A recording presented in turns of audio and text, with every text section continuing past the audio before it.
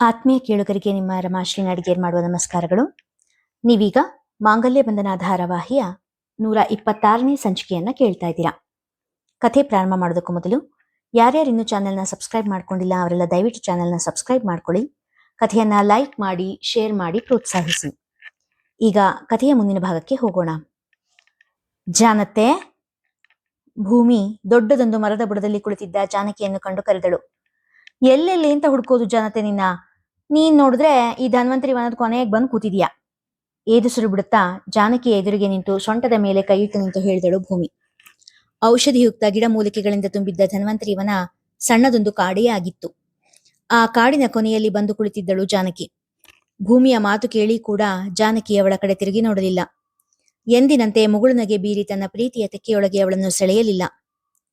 ಜಾನತೆ ಮತ್ತೊಮ್ಮೆ ಕರೆದಳು. ಜಾನಕಿ ಯಾವುದೇ ಪ್ರತಿಕ್ರಿಯೆ ತೋರಿಸದೇ ಇರಲು, ಏನಾಯ್ತತೆ ಎನ್ನುತ್ತಾ ಜಾನಕಿಯ ಕಾಲಬುಡದಲ್ಲಿ ಕೂತಳು. ಜಾನಕಿಯ ಮನ ಕಲ್ಲಾಗಿತ್ತು. ಅವಳಿಗೇಕೋ ಯಾರ ಸಹವಾಸವೂ ಬೇಡ ಎನಿಸಿತ್ತು. ತನ್ನೊಳಗೆ ತಾನು, ತನ್ನೊಂದಿಗೆ ತಾನಿರುವ ಬಯಕೆಯಾಗಿತ್ತು. ತನ್ನ ವರ್ತುಲದೊಳಗೆ ಯಾರನ್ನೂ ಬಿಟ್ಟುಕೊಳ್ಳದೆ ಏಕಾಂಗಿಯಾಗಿ ಇರಲು ಮನ ಬಯಸಿತ್ತು. ಭೂಮಿ, ನನಗೆ ಒಂಟಿಯಾಗಿರ್ಬೇಕು ಅಂತ ಅನ್ಸಿದೆ. ದಯವಿಟ್ಟು ಸ್ವಲ್ಪ ಹೊತ್ತು ನನ್ನನ್ನು ಒಂಟಿಯಾಗಿ ಬಿಟ್ಬಿಡ್ತೀಯಾ? ದನಿಯಲ್ಲಿ ಯಾವ ಭಾವವೂ ಇರದೆ ಹೇಳಿದರು ಜಾನಕಿ. ಜಾನತೆ ಇಷ್ಟು ಒರಟಾಗಿ ಎಂದೂ ಭೂಮಿಯ ಬಳಿ ಮಾತನಾಡಿರಲಿಲ್ಲ. ತನ್ನ ಜಾನತೆಯ ಮನಸ್ಸು ಇಂದು ತೀರಾ ಸೋತು ಹೋಗಿದೆ ಎನಿಸಿ ಅಲ್ಲೇ ಸ್ವಲ್ಪ ದೂರದಲ್ಲಿದ್ದ ಇನ್ನೊಂದು ಮರದ ಬುಡದಲ್ಲಿ ಕುಳಿತಳು. ನಾನು ಇಲ್ಲಿಂದ ಜೀವಂತವಾಗಿ ವಾಪಸ್ ಬರಲ್ಲ ಅನ್ಕೊಂಡಿದ್ಯಾ ಭೂಮಿ? ಖಂಡಿತ ವಾಪಸ್ ಬರ್ತೀನಿ. ಈಗ ನಂಗೊಬ್ಳೇ ಇರೋ ಮನಸ್ಸಾಗಿದೆ.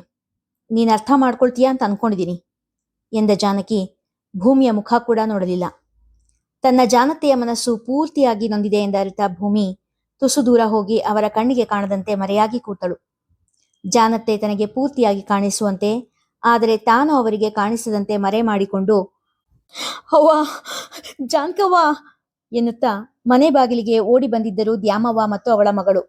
ಹೊರಜಗುಲಿಯ ಮೇಲೆ ಜಾನಕಿಯ ಹೆಸರಿಡಿದು ಕೂಗುತ್ತಿದ್ದ ಅವರ ದನಿಯಲ್ಲಿ ಗಾಬರಿ, ಆತಂಕ, ದುಃಖ ಎಲ್ಲವೂ ಮೇಳೈಸಿತ್ತು. ಅವಳ ಆರ್ತನಾದ ಕೇಳಿ ಮನೆ ಒಳಗಡೆ ಇದ್ದ ಘನಪಾಠಿಗಳು, ಅಂಜಲಿ, ನಿತ್ಯ, ಶ್ರದ್ಧಾ, ಶೋಭಾ ಎಲ್ಲರೂ ಹೊರಗೆ ಬಂದರು. ಏನಾಯ್ತೆ ದ್ಯಾಮವ್ವ, ಹಿಂಗೆ ಕಳ್ತಾ ನಿಂತಿದೆಯೇ ಎನ್ನುತ್ತಾ ಹೊರಗೆ ಬಂದರು ಯಶೋಧ. ಅವ್ವ, ಜಾನಕವ್ವ ಎಲ್ರವ್ವ? ನನ್ನ ಮಗಿಗೆ ಕರಿ ಚೇಳ್ ಕಡ್ದು ಬಿಡದೆ ಕಣವ್ವ. ಕಡ್ದು ಎಟ್ಟೋತಾತೋ ಏನೋ ಗೊತ್ತಿಲ್ಲ ಕಣ್ರವ್ವ. ಮೈಯೆಲ್ಲ ನೀಲಿ ಗಟ್ಬಿಟ್ಟದೆ. ಹಾಕದ ಕೈ ಹಾಕದಂಗೆ ಐತೆ. ಕಣ್ಣೀರು ಸುರಿಸುತ್ತಾ ನುಡಿದಳು. ಗಂಡನನ್ನು ಕಳೆದುಕೊಂಡ ಮಗಳ ಬಾಳಿಗೆ ಏಕೈಕ ಆಸರೆಯಾಗಿದ್ದ ಮಗು ಎಲ್ಲಿ ಕೈಬಿಟ್ಟು ಹೋಗುವುದೋ ಎಂಬ ಭಯ ಅವಳನ್ನು ಕಾಡುತ್ತಿತ್ತು. ಜಾನಕಿ ಈಗ ಈ ಮನೇಲಿ ಇಲ್ಲಲ್ಲವಲ್ಲ ದ್ಯಾಮವ್ವ, ಅವಳು ತವ್ರ ಮನೇಲಿ ಇರ್ತಾಳೆ, ಅಲ್ಲೇ ಹೋಗಿ ನೋಡಿ ಎಂದ ಯಶೋಧ ಅವರಿಗೂ ಮಗುವಿನ ಸ್ಥಿತಿ ನೋಡಿ ಅಂಜಿಕೆಯಾಗಿತ್ತು. ಇಲ್ಲ ಕಣವ್ವ, ಅಲ್ಲೂ ಇಲ್ಲ. ಕಣ್ಣ ನೀರು ಬತ್ತುತ್ತಲೇ ಇರಲಿಲ್ಲ ದ್ಯಾಮವ್ವನದ್ದು. ದೇವಸ್ಥಾನದ ಹತ್ರ ನೋಡ್ಬೇಕಿತ್ತು. ಜಗುಲಿಯ ಮೇಲೆ ನಿಂತಿದ್ದ ಅಂಜಲಿ ಮಗುವಿನ ಸ್ಥಿತಿ ನೋಡಿ ಕನಿಕರ ಪಡುತ್ತಾ ಹೇಳಿದಳು. ಇಲ್ಲ ಕಣ್ರವ್ವ, ನಾ ಜಾನಕವ್ವನ ಹುಡ್ಕೊಂಡು ಹೋದಾಗ ನೀಲವ್ವ ದೇವಸ್ಥಾನ ಅಂತ ಹೋಗಿ ನೋಡಿದ್ಲು, ಅಲ್ಲೂ ಇಲ್ಲ. ಅವ್ರು ಎಲ್ಲೂ ಕಾಣಿಸ್ತಿಲ್ಲ ಕಣ್ರವ್ವ ಎಂದಾಗ ಎಲ್ಲರಿಗೂ ಏನು ಮಾಡುವುದೋ ತೋಚದೆ ಹೋಯಿತು. ಅಂಜಲಿ ಅಕ್ಕ, ನೀವೇ ಏನಾದರೂ ಔಷಧಿ ಕೊಡಿ. ಹೇಗಿದ್ರು ದೊಡ್ಡಮ್ಮ ನಿಮ್ಗೆ ಹೇಳ್ಕೊಟ್ಟಿದಾರಲ್ಲ. ನಿತ್ಯ ಹೇಳಿದಾಗ ಅಂಜಲಿ ಬೆಚ್ಚಿದಳು. ಅಯ್ಯೋ, ಜಾನಮ್ಮನ ಜೊತೆಲಿದ್ದಾಗ ಮಾತ್ರ ಔಷಧಿ ಮಾಡಿ ಗೊತ್ತು ನನಗೆ. ಹಿಂಗೆಲ್ಲ ಒಬ್ಬಳೆ ಔಷಧಿ ಕೊಡೋದಕ್ಕೆ ಗೊತ್ತಿಲ್ಲ ನನಗೆ, ಭಯದಲ್ಲೇ ಹೇಳಿದಳು. ಏನೂ ಮಾಡದೆ ಕೈ ಕಟ್ಕೂರೋದಕ್ಕಿಂತ ಗೊತ್ತಿರೋಷ್ಟನ್ನಾದ್ರೂ ವಿದ್ಯೆಯನ್ನು ಉಪಯೋಗಿಸ್ಬೋದು, ಒಳ್ಳೇದಲ್ವೇನಮ್ಮ? ಹೋಗು, ಜಾನಕಿ ಔಷಧಿ ಡಬ್ಬಿ ಅಲ್ಲೇ ಗೂಡಲಿದೆ, ಹೋಗಿ ಆ ಮಗುಗೆ ಚಿಕಿತ್ಸೆ ಕೊಡು. ಘನಪಾಠಿಗಳೇ ಹೇಳಿದಾಗ ಅಂಜಲಿ ಅವರಿಗೆ ಬದಲು ಹೇಳಲಾಗದೆ ಒಳಗೆ ನಡೆದಳು. ಜಾನಕಿಯವರು ಹೇಳಿದಂತೆಯೇ ಮೊದಲು ಕೈಕಾಲು ತೊಳೆದು ದೇವರ ಮುಂದೆ ತುಪ್ಪದ ದೀಪ ಹಚ್ಚಿದಳು. ಕೈ ಮುಗಿದು ಕಣ್ಣು ಮುಚ್ಚಿ ಭಕ್ತಿಯಿಂದ ದೇವರನ್ನು ಪ್ರಾರ್ಥಿಸಿದಳು. ನಂತರ ದೇವರ ಮನೆಯಿಂದ ಹೊರಗಡೆ ಬಂದು ಜಾನಕಿಯವರ ಆಶೀರ್ವಾದವನ್ನು ಮನದಲ್ಲೇ ಬೇಡಿಕೊಂಡಳು. ಗಟ್ಟಿ ಮನಸ್ಸು ಮಾಡಿ ಧನ್ವಂತರಿ ಸುಳಾದಿ ಹೇಳಿಕೊಳ್ಳುತ್ತಾ ಮಗುವಿಗೆ ಔಷಧಿ ಕೊಡಲು ಆರಂಭಿಸಿದಳು.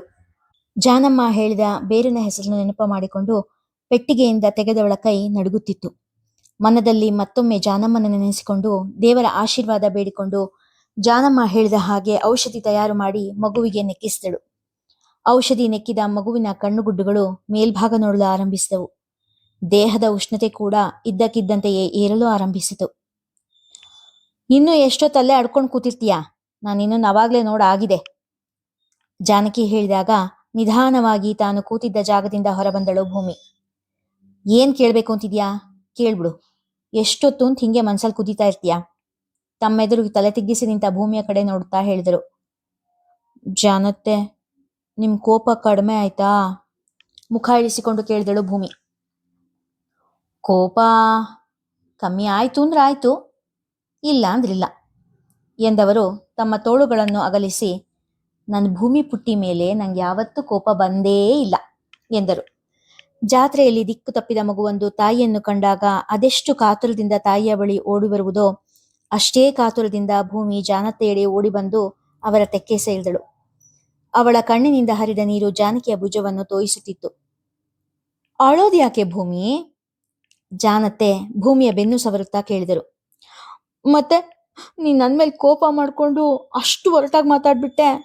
ನೀನ್ ಯಾವತ್ತೂ ನನ್ನ ಹತ್ರ ಹಿಂಗ್ ಮಾತಾಡಿರ್ಲೇ ಇಲ್ಲ, ಅದಕ್ಕೆ ಅಳು ಬಂದ್ಬಿಡ್ತು ಎಂದಾಗ ಜಾನಕಿ, ಸಾರಿ ಕಂದಮ್ಮ ಎಂದರು ಸಣ್ಣ ದನಿಯಲ್ಲಿ. ಅಯ್ಯೋ, ಸಾರಿ ಎಲ್ಲ ಕೇಳ್ಬೇಡ ನೀನ್ ಹಂಗೆ ರೇಗಿದ್ದು ನಂಗೆ ಖುಷಿನೇ ಆಯ್ತು ಭೂಮಿ ಹೇಳಿದಾಗ ಅಚ್ಚರಿಯಿಂದ ಅವಳ ಕಡೆ ನೋಡಿದರು ಜಾನಕಿ. ನಿಜವಾಗ್ಲೂ ನಂಗೆ ಖುಷಿ ಆಯ್ತು ಜಾನತೆ. ಅಟ್ಲೀಸ್ಟ್ ಈವಾಗಾದ್ರೂ ನಿಂಗೆ ಬೇಜಾರಾಗಿದೆ, ಸಿಟ್ಟು ಬಂದಿದೆ ಅಂತ ತೋರಿಸ್ಕೊಂಡಿಯಲ್ಲ. ಎಲ್ಲಾನು ಮನಸ್ಸಿನೊಳಗೆ ನುಂಗಿ ನುಂಗಿ ದುಃಖ ಪಡ್ತಾ ಕೂತ್ಕೊಳ್ಳಿಲ್ವಲ್ಲ, ಅದಕ್ಕೆ ಖುಷಿನೇ ಆಯ್ತು. ಆದ್ರೂ ನಿನ್ ಕೋಪ ನೋಡಿ ಅಳು ಬಂತು ಎಂದವಳ ಕೆನ್ನೆ ಹಿಂಡಿ ನಕ್ಕರು ಜಾನಕಿ. ನೀನೊಬ್ಳು ಸಾಕು ಕಣೆ ಭೂಮಿ, ನಂಗೆ ಬೇರೆ ಯಾರು ಬೇಡ, ಏನು ಬೇಡ ಎಂದ ಜಾನಕಿಯನ್ನು ಬಲವಾಗಿ ಅಪ್ಪಿದಳು ಭೂಮಿ. ಈಗ ಹೇಳು, ಇಲ್ಲಿ ಯಾಕೆ ಬಂದು ಕೂತಿದೀಯಾ? ಭೂಮಿ ನೆಲದ ಮೇಲೆ ಸರಿಯಾಗಿ ಕೂಡುತ್ತಾ ಕೇಳಿದಳು.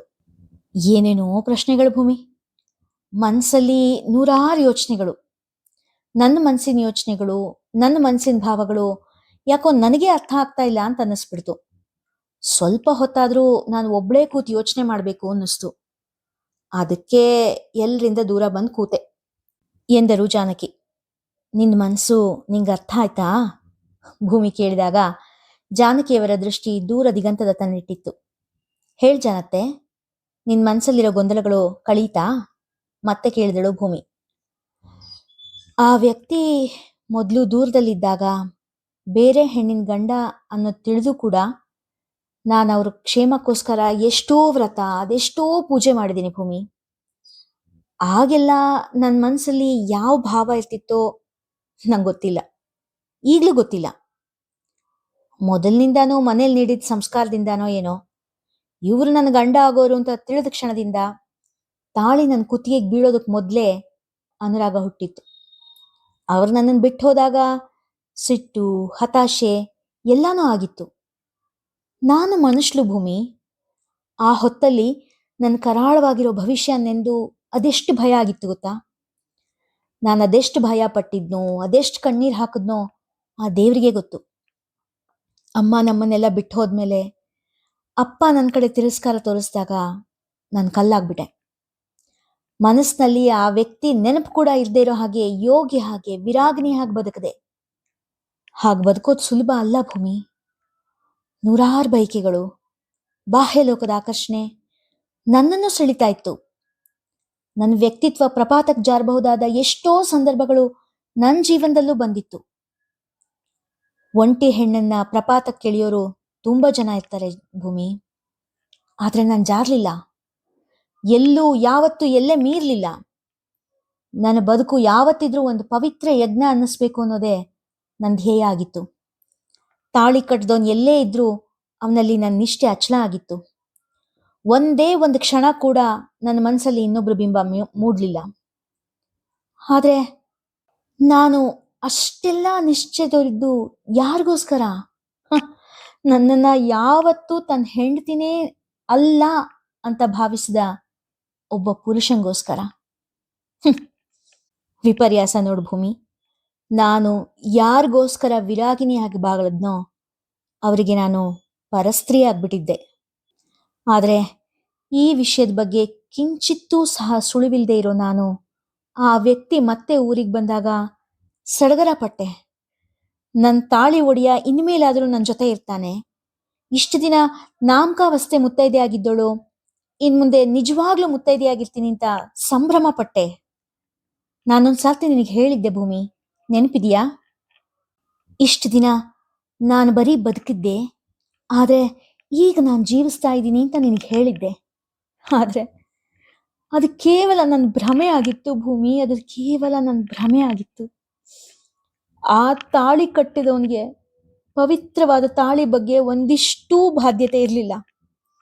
ನನ್ನ ಇಡೀ ಜೀವನ ಯಾವ ಸತ್ಯದಿಂದ ಬರಡಾಗಿ ಹೋಗಿತ್ತೋ ಆ ಸತ್ಯ ಅವರ ಪಾಲಿಗೆ ಕೇವಲ ಬೊಂಬೆ ಆಟ ಆಗಿತ್ತು.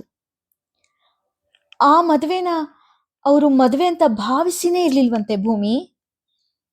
ಅದವ್ರಿಗೆ ಬೊಂಬೆ ಆಟ ಅಂತೆ. ಅವ್ರ ಪಾಲಿಗೆ ನಾನೊಂದು ಬೊಂಬೆ ಆಗಿದ್ದೆ, ಕೇವಲ ಉಸಿರಾಡೋ ಬೊಂಬೆ. ಎಂದವರ ಕಣ್ಣಲ್ಲಿ ನೀರು ಹರಿಯುತ್ತಿದ್ದರೆ ಭೂಮಿಯ ಕಣ್ಣು ಕೂಡ ಜಲಪಾತ. ತಟ್ಟನೆ ಜಾನಕಿಯವರನ್ನು ಅಪ್ಪಿದ್ದಳು ಭೂಮಿ. ಜಾನಕಿಯವರ ಮನದಲ್ಲಿ ಹೆಪ್ಪುಗಟ್ಟಿದ್ದ ನೋವು ಕರಗುವ ಹೊತ್ತು ಬಂದಿತ್ತು. ಯಾವ ಮಾಂಗಲ್ಯದಿಂದಾಗಿ ಜಾನಕಿಯ ಜೀವನ ಪ್ರಶ್ನೆಯಾಗಿಯೇ ರೂಪುಗೊಂಡಿತ್ತೋ ಆ ಮಾಂಗಲ್ಯ ಕೋದಂಡನ ಕಣ್ಣಿನಲ್ಲಿ ಏನೇನೂ ಬೆಲೆಯಿಲ್ಲದ ಚಿನ್ನದ ತುಂಡಾಗಿತ್ತು. ದೈವ ಬೆಸೆದ ಬಂಧವೊಂದು ಜಾನಕಿ ಇಷ್ಟು ವರ್ಷ ಜೋಪಾನ ಮಾಡಿಕೊಂಡು ಬಂದಿದ್ದ ಬಂಧ ಇಂದು ಕೇವಲ ಬಂಧನವಾಗಿ ತೋರಿತ್ತು. ಇನ್ನು ಮುಂದೆ ಮದುವೆ ಆಗಿ ಮತ್ತೆ ಗಂಡ ಹೆಂಡತಿಯಾಗಿ ಬಾಳೋಣ ಅಂದ್ರೆ ಏನ್ ಅರ್ಥ ಭೂಮಿ? ಇಷ್ಟು ದಿನದ ನನ್ನ ಬಾಳಿನ ಅಪೂರ್ಣತೆಗೆ ಅರ್ಥ ಏನು? ಯಾಕಾಗ ನಾನು ತಾಳಿ ಇದ್ದು ವಿಧವೆಯಾಗಿ ಬದುಕದೆ? ಯಾವ ಪುರುಷಾರ್ಥಕ್ಕೋಸ್ಕರ ನನ್ನ ಒಡಲು ಬಂಜೆ ಆಯ್ತು? ಯಾವ ಕಾರಣದಿಂದ ನಾನು ಜಗತ್ತಿನ ಎಲ್ಲಾ ಸುಖದಿಂದ ವಿಮುಖ ಆಗಿ ಬಲವಂತವಾಗಿ ವಿರಾಗಿಣಿಯಾಗಿ ಬದುಕಿದ್ದೆ? ನನ್ನ ಅಸ್ತಿತ್ವನೇ ಶೂನ್ಯವಾಗೋಯ್ತು ಭೂಮಿ, ನನ್ನ ಅಸ್ತಿತ್ವನೇ ಶೂನ್ಯ ಆಗೋಯ್ತು. ಎಂದವರ ದುಃಖ ಎಂತಹ ಕಲ್ಲದಿನೆಯನ್ನು ಕರಗಿಸುವಂತಿತ್ತು. ನನಗೆ ಮತ್ತೆ ಈ ಬಂಧನ ಬೇಡ ಭೂಮಿ, ನನಗೆ ಈ ಬೇಲಿ ಸಾಕಾಗಿದೆ. ಇದುವರೆಗೂ ಇನ್ನೊಬ್ರ ಕೈಯಲ್ಲೇ ನನ್ನ ಬದುಕಿನ ಸೂತ್ರ ಇತ್ತು, ಇನ್ನೊಬ್ರು ಕೈಗೊಂಬೆಯಾಗಿ ಬದುಕಿದ್ದು ಸಾಕು ಅಂತ ಅನ್ನಿಸ್ತಾ ಇದೆ. ನನಗೆ ಮತ್ತೆ ಮದುವೆ ಬೇಡ. ಕಣ್ಣೀರಿನೊಂದಿಗೆ ಹೇಳಿದರು, ದೃಢವಾಗಿಯೇ ಹೇಳಿದರು ಜಾನಕಿ. ಖಂಡಿತ ನಿಮಗೆ ಈ ಮದುವೆ ಬೇಡ ಜಾನಮ್ಮ. ಧ್ವನಿ ಬಂದ ಕಡೆ ತಿರುಗಿ ನೋಡಿದರು ಜಾನಕಿ ಹಾಗೂ ಭೂಮಿ. ಜಾನಮ್ಮನ ಪ್ರೀತಿಯ ಮಗ ಅಭಿ ಅಲ್ಲಿ ನಿಂತಿದ್ದ. ನನಗ್ ಗೊತ್ತಿರೋ ಔಷಧಿ ಮಾಡಿದೀನಿ, ಈ ಔಷಧಿ ಪರಿಣಾಮ ಗೊತ್ತಾಗೋಕೆ 1 ಗಂಟೆ ಅಂತೂ ಬೇಕು. ನಿಮ್ ಮನ್ಸಿಗೆ ಸಮಾಧಾನ ಅನ್ನಿಸ್ತಾ ಇದ್ರೆ ಆಸ್ಪತ್ರೆ ಕರ್ಕೊಂಡು ಹೋಗಿ ಎಂದಳು ಅಂಜಲಿ. ಜಾನಕಿ ಹೇಳಿಕೊಟ್ಟ ವೈದ್ಯವನ್ನು ಚಾಚೂ ತಪ್ಪದೆ ಮಾಡಿದವಳ ಹೃದಯ ಢವಗುಡುತ್ತಿತ್ತು. ಮೊದಲ ಬಾರಿಗೆ ಯಾರದೇ ನಿರ್ದೇಶನವಿಲ್ಲದೆ ಸ್ವತಂತ್ರವಾಗಿ ಔಷಧಿ ನೀಡಿದವಳು ತನ್ನ ಯಶಸ್ಸಿಗಿಂತಲೂ ಆ ಪುಟ್ಟ ಜೀವದ ರಕ್ಷಣೆಗಾಗಿ ದೈವದ ಮೊರೆ ಹೋಗಿದ್ದಳು. ಘನಪಾಟಿಗಳ ಮನೆಯ ಜಗುಲಿಯ ಮೇಲೆ ಸೇರಿದ್ದ ಎಲ್ಲರಿಗೂ ಒಂದೊಂದು ಕ್ಷಣ ಕಳೆಯುವುದು ಒಂದೊಂದು ಯುಗದಂತೆ ಅನಿಸಿತ್ತು. ಅಂಜಲಿ ಸರಿಯಾದ ಔಷಧಿ ನೀಡಿರುವಳೆ? ಮಗುವಿನ ಪ್ರಾಣ ಉಳಿಯುವುದೇ? ನೋಡೋಣ ಮುಂದಿನ ಅಧ್ಯಾಯದಲ್ಲಿ. ಇಲ್ಲಿಗೆ ಇಂದಿನ ಸಂಚಿಕೆ ಮುಗಿಯಿತು. ಕತೆ ಇಷ್ಟವಾಗಿದ್ರೆ ಹೆಚ್ಚು ಜನರಿಗೆ ಶೇರ್ ಮಾಡಿ, ಕಥೆಯನ್ನ ಲೈಕ್ ಮಾಡಿ, ಹಾಗೆ ಕಾಮೆಂಟ್ ಸೆಕ್ಷನ್ ಅಲ್ಲಿ ನಿಮ್ಮ ಅಭಿಪ್ರಾಯ ತಿಳಿಸಿ ಪ್ರೋತ್ಸಾಹಿಸಿ. ಧನ್ಯವಾದ.